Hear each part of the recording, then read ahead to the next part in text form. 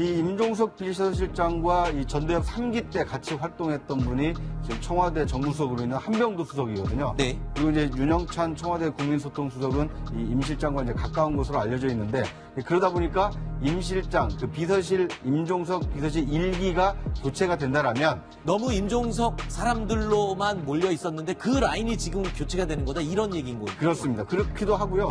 또 한 가지는 이 한병도 수석이나 윤영찬 수석의 경우에는 이 내년 총선에 출마할 가능성이 높은 분들로 좀 거론이 되고 있거든요.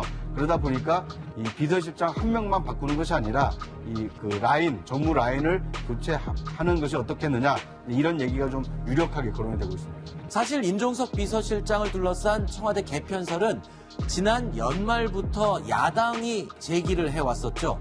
당시 문재인 대통령의 의중이 전혀 드러난 게 없는 상황에서 뜬금없는 시나리오다라는 반론도 많았었죠. 그렇다면 임종석 비서실장 교체설 언제부터 슬금슬금 나오기 시작했던 걸까요? 바로 이 시점부터였습니다.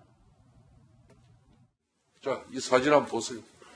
뭐 자신이 뭐 판문점 공동경비구역 장병도 아닌데 메가드 선글라스 끼고 아니 폼도 이런 폼을 꼭 대통령 대선방 중에 전방시찰 가서 이렇게 잡아야 될 이유가 있어요?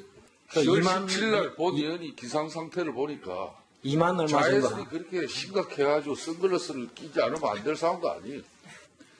이렇게 변질된 DMZ 시찰이 있었으면 안 돼요, 이거. 예? 이 자리에서 장관이 재발 방지를 해야 된다고 생각하는데 군사 대비태세에 문제 없도록 옆에 유념하겠습니다. 많이 지적받은 게 선글라스인데요. 제가 이 햇볕에 사실 눈을 잘 이렇게 뜨지를 못합니다. 많이 약한데 더 옷깃을 여미는 계기로 삼겠습니다. 예, 알겠습니다. 상황이 그런데 묘한 게요. 이렇게 임종석 실장의 선글라스 논란이 한참 일 당시에 노영민 주중대사가 잠깐 한국에 왔었어요. 물론 이 아들 결혼식 때문에 왔었는데 마침 또 이번에 후임자로 거론되는 사람이 노영민 주중대사잖아요. 그래서 이게 뭐 물론 그렇게 직접적으로 연관이 되거나 그런 건 아니겠지만 참 묘해요. 시점 자체가. 근데 이제 노영민 대사는 사실은 제일 초창기에 비서실장에 유력했던 분입니다. 아, 그래요? 근데 문재인 대통령이 임명하지 않았어요. 네. 그 대신에 주중대사로 사실 외국에 보냈습니다. 네. 그러니까 그때 당시만 하더라도 굉장히 내부에서는 반발이 있었고 또 왜 의외다는 이야기가 있었거든요. 왜냐하면 당시에 노영민 주중대사가 사실 비서실장 될 거라는 거는 웬만한 여권 관계는 다 알았어요. 그러면서 노영민 대사를 중심으로 해서 모든 내각이나 사실은 이제 청와대의 인선을 많이 짰던 경우가 있었습니다. 네. 근데 그게 한순간에 다 없어져 버린 거예요. 아하. 그러면 분명히 그때는 문재인 대통령이 노영민 대사를 비서실장을 쓰지 않는 이유가 있을 거예요. 그러면 임종석 실장을 쓴 이유가 있을 겁니다. 그거는 뭐냐, 어떤 면에서 보면 사실 선거 과정에서 보면 양정철 전 비서관이나 이런 분들 같은 경우에 거기에 많은 사람들이 어떤 인사 관련한 민원들이 집중되어 있었어요. 그러다 보니까 그 어떤 면에서 보면 임종석 실장한테는 집중이 안 돼 있었거든요. 네. 그걸 임종석 실장을 비서실장을 쓰면서 인사에 대한 많은 부담을 덜었어요. 아하. 근데 이제 지금 와서 이제 노영민 대사를 다시 쓴다는 이야기가 나오지 않습니까? 네. 저는 그러면 상황이 뭐가 달라졌는가에 대한 의문, 그게 든다는 거죠. 그 노영민 대사 같은 경우는 사실은 지역구가 충북의 청주인데 거기에 지금 사실은 도종환 문화체육부 장관이 지역구를 승계받아 있는 거죠. 네. 지난번에 대사들이 다 모였을 때 문재인 대통령 옆에 있는 노영민 대사, 그다음 우윤근 대사한테 5분에 선거 어떻게 하실랍니까? 라고 물어봤다는 거 아니겠습니까? 네. 근데 우윤근 대사는 출마하겠다고 이야기를 했고 노영민 대사는 저는 뭐 생각이 없습니다라고 이야기를 한 거예요. 왜냐하면 거기 지역구를 갈 수가 없어요, 지금. 딴 사람이 도종환 그렇죠. 장관이 있기 때문에. 그런 면에 본다면 노영민 대사는 외통수인 거죠. 아. 사실 비서실장 아니면 현재로서는 할 수 있는 게 주중대사로 계속 있거나 아니면 네. 비서실장 오는 거거든요. 아, 그런 면에서 그런 또 본다면 아마 노영민 대사는 아마 그때 대통령이 물어봤던 게 혹시나 내년 총선에 나갈 겁니까? 라고 물어보는 것 자체가 아니겠는가. 아하. 그렇다면 노영민 대사가 아마 기용될 가능성은 상당히 높다. 사실 노영민 대사는 지금 다음 총선보다는 그 다음에 지방자치단체 선거에서 충북지사를 상당히 꿈꾸고 있습니다. 그렇군요. 그렇다 보니까 아마 노영민 대사가 유력하게 나오는 배경이기도 합니다. 자, 그러면 지금 말씀 들어보면 이미 노영민 주중대사가 실장 된 것처럼 지금 얘기를 하시는데, 아니, 그러면 지금 임종수 실장이 아직 현 실장이니까요. 근데 임 실장이 자리에서 나오면 종로로 간다는 지금 얘기가 있어요. 총선 얘기하는 거죠, 지금. 종로 지역구 출마를 한다는 얘기가 있어요. 네, 이제 1년 뒤에 얘기가 이제 벌써부터 나오기 네. 시작하는 건데요. 이제 임종석 실장은 그 올해 이제 50대 초반이기 때문에 아마 정치를 계속 할 것이다.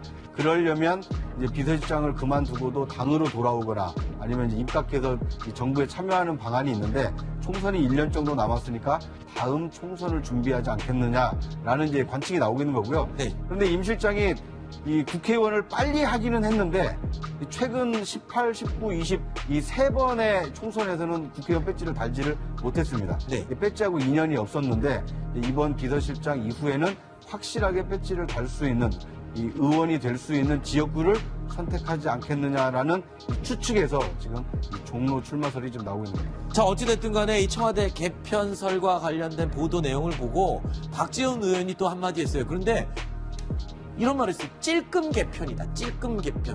이게 왜 이런 얘기를 합니까? 아무래도 이제 노무현 그 뒤에 뭐라고 해요? 노무현이 박근혜의 연정 제안에 또 발상을 전환해라 이런 얘기 아니겠습니까? 지금 네. 현재 잘 아시면 야당이 이제 여러 군데가 있잖아요. 그리고 지금 현재 여당의 힘으로 모든 걸 할 수 없는 상황이니까 민주평화당이나 이런 이제 여권으로 분류되는 분들하고 함께 좀 했으면 좋겠다 이런 의도로 보여져요 저는. 그러니까 앞에 네네. 찔끔 개편이란 말에는 새로 사람을 기용하면서 민주평화당이나 다른 곳에서도 충분히 사람을 기용할 수 있는 거 아니냐 뭐 네. 이런 발언이라고 저는 이해가 되는데 저는 지금 상황에서 문재인 대통령이 그런 선택을 할 가능성이 낮다고 봅니다. 그러니까 노무현 정부 때의 상황하고 지금 좀 달라요. 왜냐하면 지지율이 문제라든지 물론 지금 여소야대는 분명합니다만 그럼에도 불구하고 전체적으로 현 정부가 가고 있는 상황이 지지율이 뭐 떨어진다고 얘기를 하고 있지만 아직까지는 그렇게 위기감을 느낄 만큼의 지지율은 아니거든요. 그래서 또 다음 총선에서 아직까지는 가능성이 더 높다고 보는 관점이 더 많기 때문에 제가 볼 때는 이 박지원 의원께서 말씀하신 그런 정도의 개편까지 갈 가능성은 저는 없다고 봅니다.